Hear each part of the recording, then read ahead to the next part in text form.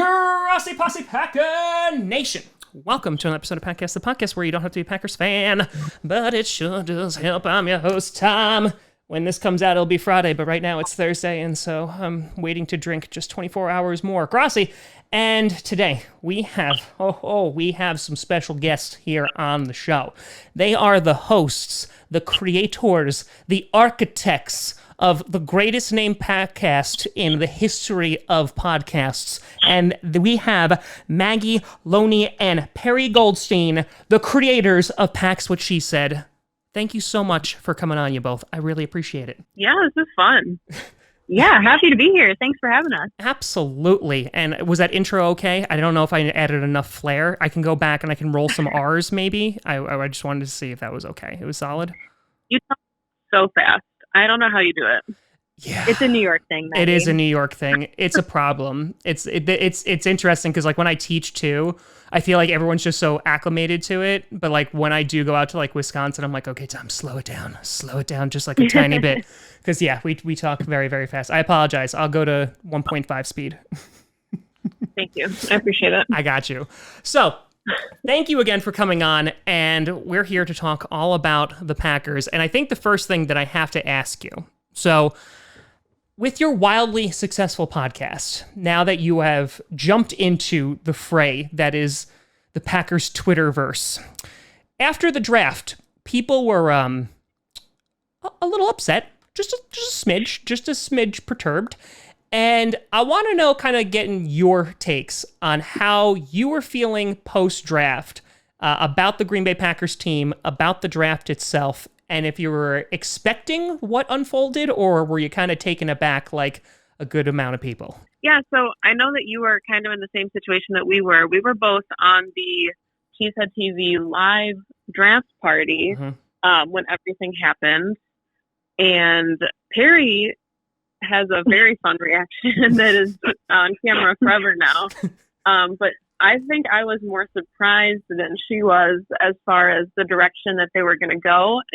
It made sense to me then, and it still makes sense to me now. But the fact that we've been talking about it for multiple years at this point didn't take the shock away when it did actually finally happen, and the Packers did take a quarterback round one. Yeah, I think I was less surprised. I had like very much mentally prepared myself for it, and actually Jordan Love was the pick. I was like, if we're going to take a quarterback, I hope that it's him, because I like the skills that he has. I mean, I'd say it was still surprising, and I think as the draft unfolded, I was definitely a little puzzled, but more so like, okay, this is what they decided to do. Now let's figure out like where this is going to go. You know, like how the team and the offense and everything is going to unfold under this, because as fans, like, I can't change their picks. It happened. So I might as well just try to like understand it, where it's going. And Maggie and I, we say this a lot, but we're very optimistic fans. So we like to always look at sort of the positive side of things rather than just being all doom and gloom. The Packers didn't take a wide receiver. Boo, boo, boo. So I think we've done a good amount of dissecting and are actually pretty excited about the path that the team's going down with AJ Dillon and Josiah DeGuara. And I don't know. I mean, Jordan Love could be the next franchise quarterback. Who knows? Yeah, and I think it's fascinating because like night one happened, and like you said, you know, if it was gonna be a quarterback, I would have preferred Jordan Love as well, because I was like, okay, you know, because he was the guy that when you watched his tape, you're like, he just needs to sit behind somebody who's really good at throwing the ball. And Aaron Rodgers is that guy. Like, he got everything that he could have ever wanted and more. But I found that, you know, as time went on, because the first night I was like, it's okay, it's all right, we got plenty of rounds left, and then they go running back, and then they go tight end, and then the fifth round, like, they finally go inside linebacker, and you're like, okay, there we go. And as time goes on, though, and people are still upset about this pick, I find that it's not necessarily upset that it's Jordan Love. I think it's the fact that whatever quarterback was selected there, it's more a reflection on how the fan base feels about Aaron Rodgers. So I'm kind of like curious on what your take is. Do you think it's more of like have grown so attached to our franchise QB and Aaron Rodgers that the thought of him leaving and putting like a definitive time on that, whether it's 2 to 4 years, I think that upset people the most. Oh, yeah.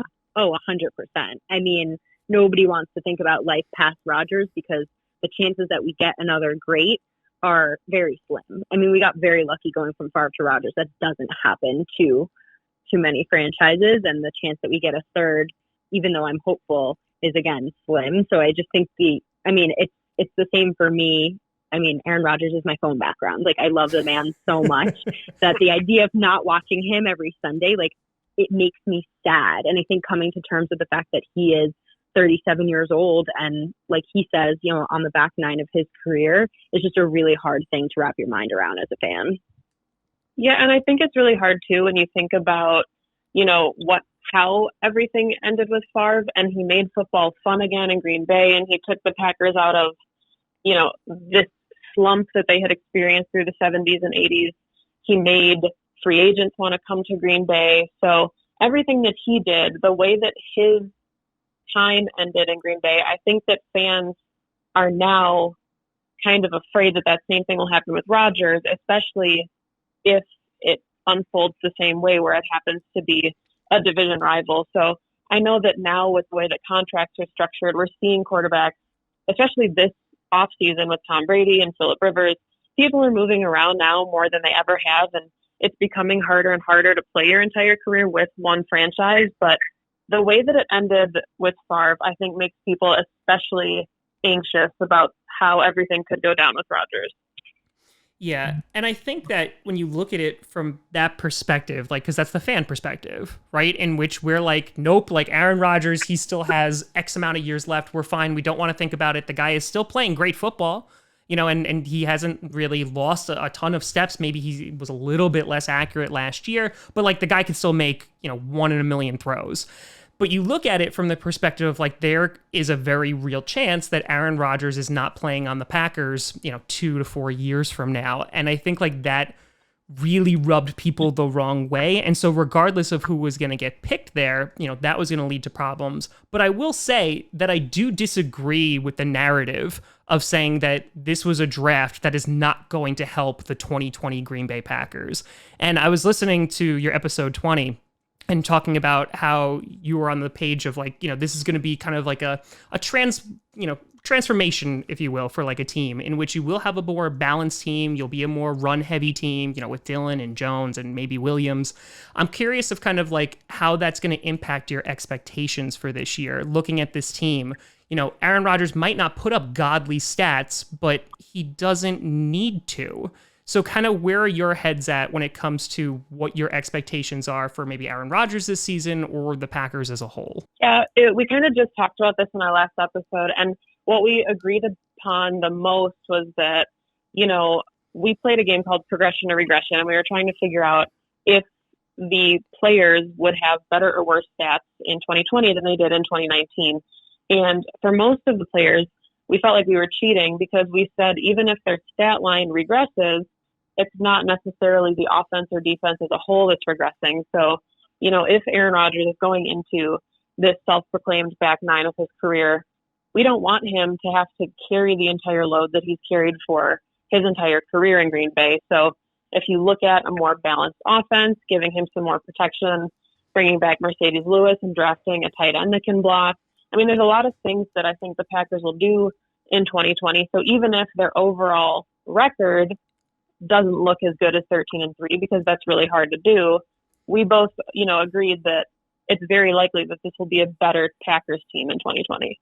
Yeah, and I kind of have two thoughts on this. First is, we as Packers fans for so long, like, hemmed and hawed about how Aaron Rodgers has to be Superman, and that's the only reason why he wins, and it's because he just pulls out all this magic. And now we're mad that we drafted a running back, that can power through in cold weather, and that we're looking to, go towards that more like power run heavy scheme. And that's literally what you do when you want to preserve an older quarterback. And like you said earlier, Aaron Rodgers can still make those throws, but he doesn't need to be Superman anymore. And that's something we used to complain about. And now we're complaining about this. So I think it's a little bit of you can't make everybody happy all the time. But I think I'm most looking forward to like the year 2 of Matt LaFleur, because last year was definitely sort of that transition. There was still a lot of McCarthy left in the offense, and they brought in LaFleur to really change the team and to go down his own vision. And he has even said that he has so many plays and so many ideas that he didn't even really get to. And I'm really looking forward to seeing how the pieces that he picked will fit into that vision as a whole, and going towards more of that 100% LaFleur offense, because that's why they brought him in, right? That's why we moved on from McCarthy, because it wasn't working anymore, and they brought in someone that they think they can work with and they can win with. And obviously we did a lot of winning last year, so I expect that to continue. Yeah, and I think that, with LaFleur coming in too, for me as a Packer fan, I was shocked the fact that we went 13-3 and made it to the NFC Championship. Because like you said, we're always optimistic. We're hopeful, right? It's not doom and gloom around here. But the fact that we did that, that's why, when we lost in the NFC Championship game, it wasn't as crushing as some other losses in previous years. Because I was like, I kind of just happy that we got invited to the dance. Because at that point, it felt like we were playing with house money. Because we had a first-year head coach coming in with Nathaniel Hackett, brand spanking new offense. And let's see what could happen. A very young offense besides Aaron Rodgers. And you looked at it and you're like, okay, yeah, this is pretty damn good. We got one game away from the Super Bowl. You have to be satisfied with that. Of course you want to win a Super Bowl, but how did you feel post 49ers NFC Championship game, where you're like, okay, that was awful, are we're so far away from the 49ers, or are you kind of okay, this was year 1, let's see what they can do in year 2? I think I was mixed emotions. I was a little bit of both. So the immediate reaction was, obviously that was very hard to watch. Sure.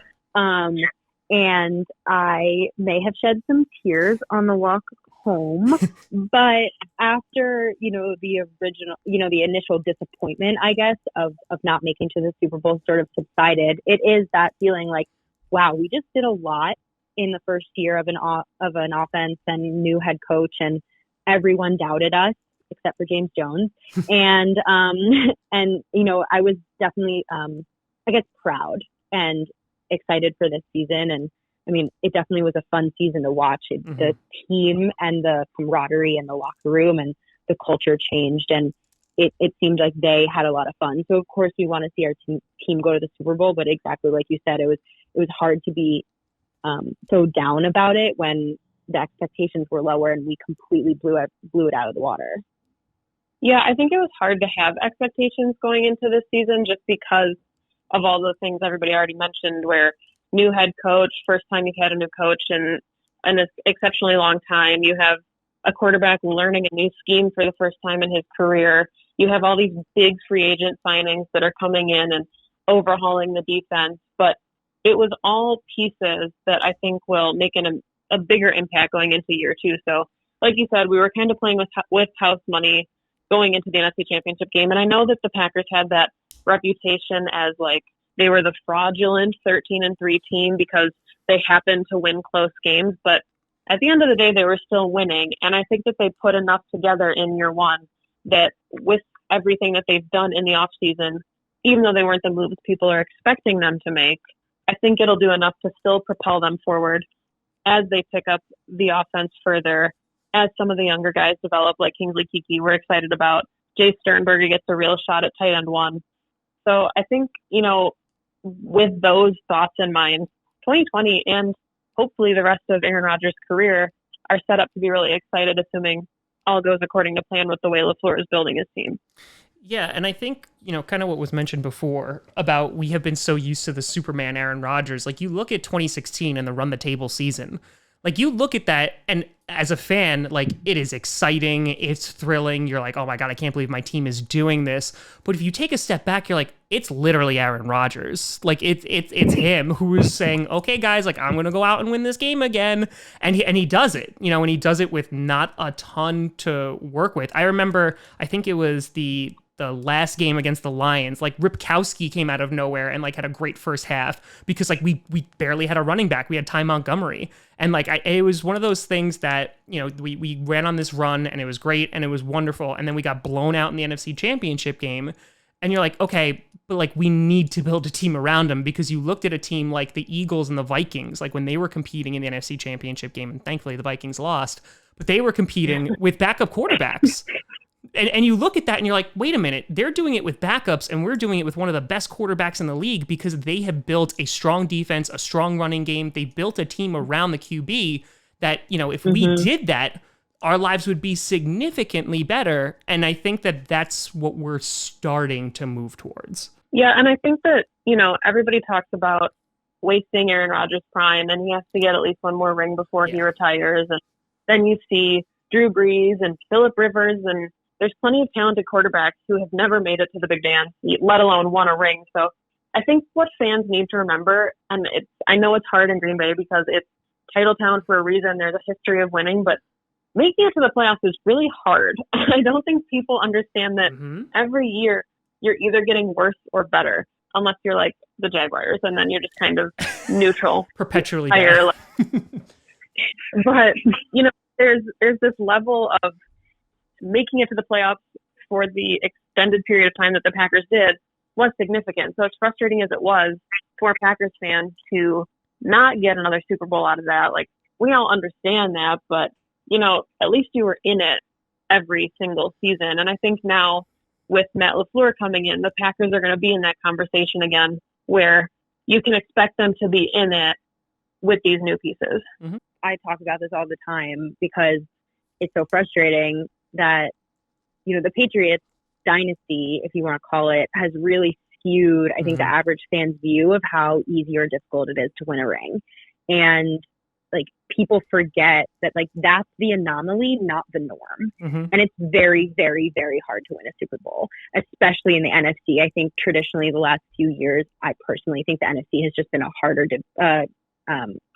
conference to be in than the AFC. And so, you know, Aaron Rodgers has won one. Like Maggie just said, Drew Brees has won one. Have Drew Brees and Sean Payton wasted Drew Brees' career? You know, like, no, they brought a championship home, and that is incredibly difficult. And every year as a fan, I am lucky and I can trust that the Packers are always going to be contenders, and that the chance that we do win one is always there. And that's so much more than other teams can say. I mean, especially being in New York, like, I wouldn't want to be a Jets fan, you know, like, that's sad. So, like, you know, we're very lucky and very blessed to have had, you know, contending teams every year and have been able to watch some of the best football, you know, ever with Aaron Rodgers. And I think we have a shot to win another ring with him? Absolutely. We always do. But you kind of have to, like, reframe it. Like, the Patriots winning 6 rings is not the norm, and it's not that easy. Yeah, and I think that's literally exactly what I was about to say. I hate that literally Tom Brady and Bill Belichick have ruined fan expectations, because it went from, oh man, like, we won one, that's great. And then, like you said, like, if you just get to the dance, like, meaning the playoffs, like, it's anybody's game, right? Like, we did it as a 6 seed, anybody can win it from there. But with Tom Brady and Bill Belichick, like, it wasn't just them. Look at the team that Brady has had around him, right? Look at the defenses, and look at the defenses that Aaron Rodgers is having. I don't want to get into a whole, like, oh, who's better? Whatever. I don't care about that. But the idea is, like, it is a team effort. And for a long time, you know, Aaron Rodgers was kind of lacking a team around him, especially on the defensive side of the ball.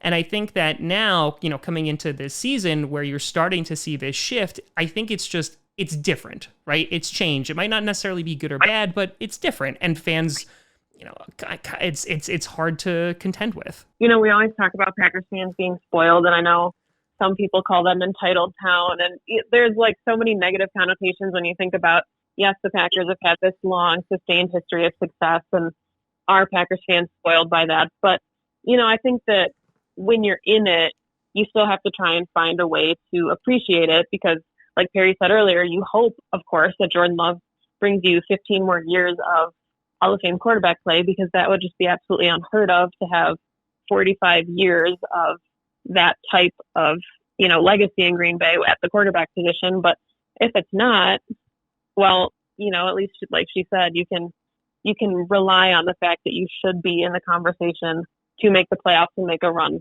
for at least the foreseeable future. Yeah. No, yeah. I mean, I would love to see Aaron win another ring. I would love to see the Packers win another ring. Nothing would make me happier, but I think I just try to appreciate the time that we have no matter what. And I think that's what gets me through, like NFC Championship games, multiple, that we have lost in sad fashion. Oh, yes. I just remember that, like, I could root for a team that doesn't have Aaron Rodgers, and that would be worse. Yeah, I mean, like we talk about, teams that go through playoff. Like, look at the Lions, right? Like they sit there and, or even at this point, I know we can't feel like that much sympathy for them, but look at the Bears. Like, they're fighting right now of like who's going to be their starting quarterback, and we have been set at that position for like 2 decades. Like, that is a very rare gift that we have been given, and it's without much drop off. And I think we definitely have to appreciate that a bit, live it for the moment a little bit. I was just going to say that with Russ Ball too, he's always kept the Packers in manageable situations to look out for the team as a whole. And I know that Aaron Rodgers got a massive contract, and Kenny Clark is due a massive contract. And if they want to keep David Bakhtiari, like, they're going to have to make some tough decisions as a team. But at least the Packers are constantly mortgaging the future and the present, whereas you have teams like the Rams who go all in for a couple seasons, make it to the Super Bowl, lose the Super Bowl, and now they might be out of contention again for a couple of years because their salary cap just, is tanked. So that is also something that I think the Packers are really good at long term. 100%. Because you also look at it too, like, you could bash Ted Thompson and his, unwillingness to go into free agency, but then you look at the other, like, half of the coin, the teams that do that and they're unsuccessful.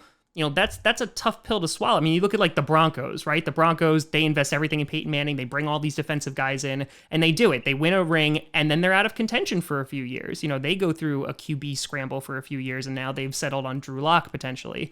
And it's just, it's one of those things that to have consistency in the NFL is a very difficult thing to have. And we've had it for quite some time. Coveted almost. Oh, 100%. Yeah, no, I won't let that go. So that being said, coming into this year is unprecedented times, as the commercials keep telling me. And, with COVID coming in, one of those things that is not talked about a lot. Yeah, we might not have a season, or it might not be without fans, what have you. But specifically for the Packers, considering how many impending free agents they have with David Bakhtiari, Kevin King, Clark, Corey Linsley, Aaron Jones, Jamal Williams, all these guys, pretty big names that are going to be free agents next year. And you look at how, COVID could impact the cap, talking about even if we had a perfect season where everything went off without a hitch, we would still have to make those difficult decisions. So I'm curious kind of just to get your takes on it, and please tell me there's going to be football, about like how you think that either one, it's going to impact the NFL, or more specifically the Packers and their future decisions when it comes to players. I mean, I think that the biggest question mark right now with everything so up in the air is what happens to a lot of these contracts. And if, like you said, we're all hoping for an NFL, and, I think we all need the season as a distraction. But, if you signed a 1-year deal to go play for someone and then the year doesn't happen, does that roll into next season? Like, what does that look like for all the draft picks? And then the players that come in next season, are they all on the same playing field? So, it is interesting for guys like, especially, Kevin King, who we just talked about this on our show, but he finally gets healthy. He puts up some really impressive stats. And then if he doesn't have another opportunity to prove that maybe that's his normal, what are people expecting to get out of him when he had 2 injury seasons and then his last season was his best? So I do think that's really interesting. And then the dynamic of a player like Aaron Rodgers, who, we talk about, his window is closing to get back to the Super Bowl, and you lose a year where he's saying he's healthy, he's ready to go, he's more fired up than he's ever been. And it is really interesting to think about, like, what a lost NFL season would look like, or what these extended rosters would look like if, like, how does that change the sportsmanship of the game if a player like Aaron Rodgers has to quarantine for 2 weeks? Like, it just doesn't make sense. Yeah, that's a great point. I think there are just so many variables that haven't been sorted out by the NFL yet. And it's kind of a problem. Like I follow Randall Cobb on Twitter, and he's been tweeting a lot about like, hey, NFL, like what's going on with your rules in camp, and are you going to make us take our temperature, and just like all these questions that players have that aren't getting answered, that I think like not just players need answers for, but fans do too. And they're focusing on like NFL season ticket holders, but like what I'm focusing on is like, are these guys going to be safe? Like, are they going to make this safe? And like football it's not like baseball where like I think there can be some level of distance in playing. Whereas like this is like you are on top of each other, you are spitting on each other, you are sweating on it. Like this is like a contact sport where I think this disease could really run rampant. 100%. And I think a lot of like what Maggie said, I think about is like you could be at a serious disadvantage if your franchise quarterback is not hurt, but is sick and can't play for 2 weeks. Like 2 games in the NFL out of 16 is a lot to lose a player. And I really would like to see the league sort of come up with like parameters around this. Like if we are going to move forward, what does it look like for players' contracts? If we lose a season, like does it just jump over, or do they run out? You know, like these are things that just like haven't been answered yet. Yeah, no, and I think the problem is too, like, I'm sure they're trying to figure out answers, but like, we're at such a, like, it's going away, it's back. Like, you know what I mean? Like, it's one of those things that we have no idea what the country's going to look like in 2 months, let alone 2 weeks. So I think it's one of those two that's incredibly difficult to plan for. And on top of that, you bring up great points. Like, you have an Aaron Rodgers or a Lamar Jackson or a Patrick Mahomes or a Russell, you know, like these like franchise QBs or star players, doesn't even have to be quarterbacks. And if they get sick, like you're putting them at jeopardy, not just for a couple of weeks, but like, you know, if they have like complications with their lungs and that impacts the rest of their career, you know, it's one of those things that we want that instant, like, yes, there's going to be football. But at the same time, like, you know, it's essentially like looking at the Packers short term versus like long term. Yeah, it'll be great to watch football, but we also want to make sure that those players are playing in the long term as well. And, you know, it's scary not to know those answers. Oh, 100%.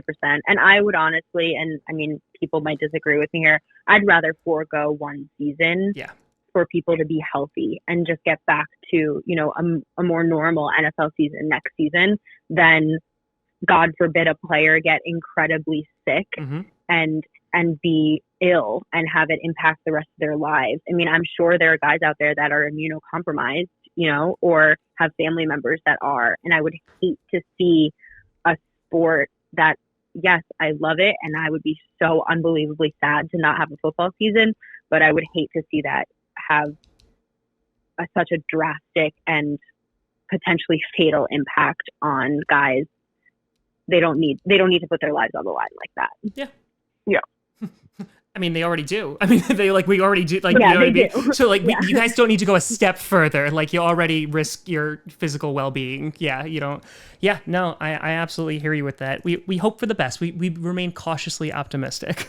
So, yeah, I want to let you go, and I want to thank you both for coming on. But before you go, if you can, please tell the people a little bit about Packast What She Said, kind of how you two are doing podcasts differently. Because I will say, listening to your show, the chemistry that you both have and making it fun and, you know, getting the fans to interact with like the games you're playing, like you can keep track at home kind of stuff. Like I love that. And it brings some kind of nuance to podcasting in a world that everybody and their mother has a podcast. So if you can kind of just like, you know, give your synopsis of what you guys are doing and how you're kind of changing the game. It's interesting because like Maggie and I sort of got paired together, and it just turned into this like really lovely friendship that I think translates onto our podcast as well. We're like very in sync and very on the same page. Sometimes on the podcast, we're like, can you just disagree with me for once? So this is more interesting.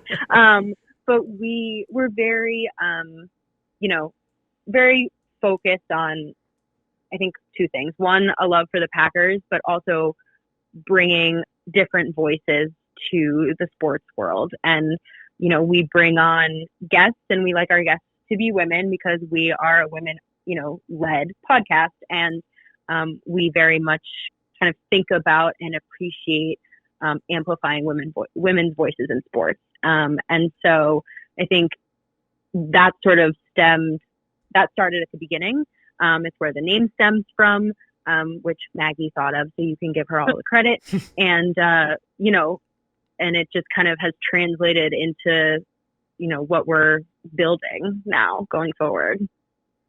Yeah, I mean, I think it's funny that we, like Perri said, it was kind of like a happy accident where we both were approached by Cheesehead TV, and they said, hey, we have a platform. We want to have another podcast. We want to help amplify female voices. Are you interested? And here's who you'd be working with. And it took all of 5 seconds on a Skype call for us to realize that this was something that was going to be super easy for us to do every week and something that we would look forward to. So yeah, we're 20 shows in already, which is pretty insane to us. We started in February. Perri's obviously in New York and I'm in Wisconsin. So that makes things a little bit different too, because I have the absolute homer, I'm 2 hours from Green Bay perspective. And then she has the out of state fan perspective. But yeah, I mean, it's been a blast. And, we do have, we had Rachel Hotmeyer on, who's with NBC 26. We had Melissa Jacobs from the Football Girl come on. We'd love to, of course, have you on sometime. We have a lot of cool guests lined up, but yeah, just kind of watching it grow, and it's already kind of taken off more than we were expecting it to. Not that we, wanted to sell ourselves short, but in the short time that we've been doing this, it's just been a lot of fun to be able to drink a beer, talk about football. Yeah, and honestly, I mean, we're in an industry, especially any sport really, that is dominated by men, right? It is, Perri, if I'm not mistaken, I think you tweeted out something, maybe it was last week, 2 weeks ago, I apologize for not having the exact date, that I was talking about kind of how women are perceived in sports, and, how there's kind of this gap in which, you think that when women are talking about sports, either it needs to be dumbed down, or the second thing is that it's just used to attract men. And, that's one of those things, that kind of just needs to go away. And I think that what you two are doing is helping break that stigma, and is kind of not only, creating your own platform, but is also giving a platform to other women creators and other women involved in sports, which I think is beyond necessary at this point. And congratulations on the success that you've found thus far, and I wish you all the luck in the future, too. That is so nice. Thank you so much. Yeah, thank you so much. No, of course. And thank you for listening. No, of course. So please tell the people more, and I'll shut up now. Please tell the people where they can find you, all the social media things, where they can go listen to the podcast, etc. So you can follow us individually. I'm Perri_Goldstein on Twitter. It's Maggie J. Loney. But you can also follow the podcast at PWSS Podcast on Twitter. That's where, obviously we tweet out all the news and things. The podcast is on Cheesehead TV's site, but it's also on all podcast streaming services. So Spotify, Apple Podcasts, etc. So it's fairly accessible, easy to download. It's never more than Maggie, 50 minutes. So, I would say you listen to it on your commute to work, but that's not a thing anymore. So, we have a lot of kind of exciting things coming down the pipeline, and, in the drought that is NFL news right now, we hope that it's at least entertaining. Excellent. That's awesome. Yeah, I literally said it any better. So.